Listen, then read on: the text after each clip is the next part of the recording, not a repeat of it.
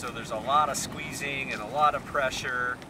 Stuff gets cracked and fractured, and then those cracks, almost like toothpaste filling the cracks, gets filled with either quartz or calcite. So you're almost thinking of like somebody squeezing a tube of toothpaste into the cracks, and then that hardens.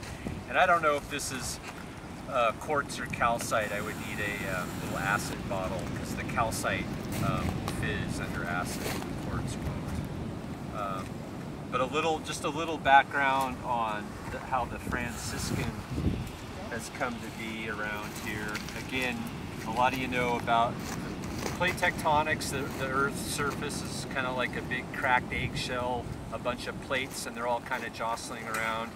And where we're at is North American continent, this heavy ocean plate being forced underneath in the subduction zone. And so here's Eureka, Arcata area here, and what's happened, if you think about it over time, if I do this long enough, these rocks might be a little too hard, I'm going to get this little wedge of material right here called an accretionary wedge. And these rocks are too hard to really generate a wedge of material. But think of the texture of that wedge. It's going to be just a mix of different sand grains, pebbles. There's going to be little landslides slipping off the leading edge of the North American plate. So this accretionary wedge is just a real blender of rocks and mixtures, or if you speak French, melange. And that's our Franciscan, is basically that accretionary wedge. And if you think about this oceanic plate going under North America, it's getting scraped clean of all kinds of weird stuff. There's chert that's been deposited way out at sea.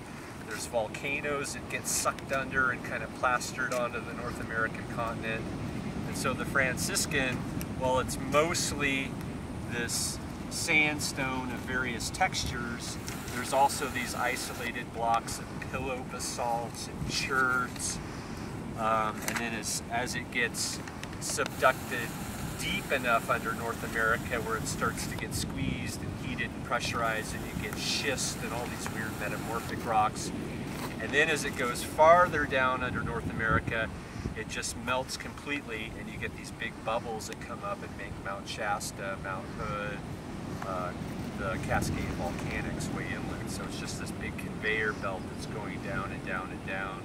And with each step down, there's different grades of metamorphic rock, from the basic sedimentary rock at the leading edge, and then down these metamorphic rocks. And you know, this is all kind of getting pushed up and buckled up and uplifted to what we see today.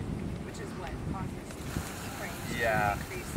And the King Range is a little bit different here, because not only do we have the subduction zone process, we've got the San Andreas Fault kind of terminating here, kind of pushing everything this way.